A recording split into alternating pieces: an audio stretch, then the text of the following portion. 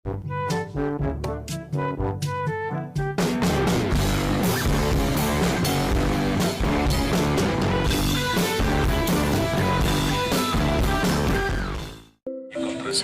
warahmatullahi wabarakatuh. Saya akan menjelaskan teori belajar behaviorisme, kognitif, konstruktivisme, dan humanisme. Saya atas nama Muhnisfu Fadli Dwitama dengan NIM H052358 dari kelas PGSDE.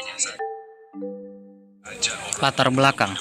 Belajar merupakan suatu proses usaha sadar yang dilakukan oleh individu untuk suatu perubahan dari tidak tahu menjadi tahu, dari tidak memiliki sikap menjadi bersikap benar, dan tidak terampil menjadi terampil melakukan sesuatu. Pembahasan. Behaviorisme merupakan salah satu pendekatan untuk memahami perilaku individu, apapun yang dilakukan verbal dan non-verbal, yang dapat diobservasi secara langsung. Dengan menggunakan metode pelatihan, pembiasaan, dan pengalaman, pandangan ini menekankan bahwa perilaku harus dijelaskan dengan pengalaman-pengalaman yang terobservasi, bukan oleh proses mental. Teori belajar kognitif lebih menekankan bahwa belajar merupakan suatu proses yang terjadi dalam akal pikiran manusia, yang proses tersebut tidak dapat mereka amati. Proses belajar bukan hanya sekedar interaksi antara stimulus dan respon, melainkan melibatkan juga aspek psikologis. Ketiga, teori konstruktivisme adalah salah satu filsafat pengetahuan yang menekankan bahwa pengetahuan adalah bentukan konstruksi belajar sendiri, von Glassfeld.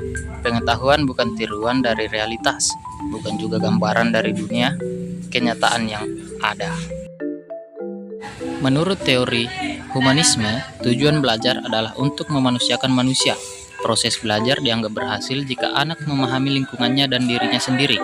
Peserta didik dalam proses belajarnya harus berusaha agar lambat laun anak mampu mencapai aktualisasi diri dengan sebaik-baiknya.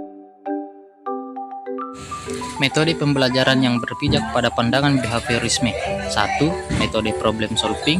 2. Metode diskusi. Ketiga, metode tugas dan penugasan. Metode pembelajaran yang berpijak pada pandangan kognitif. 1. Jan Piaget, inteligensi. Kedua, Lev Vygotsky, sistematis.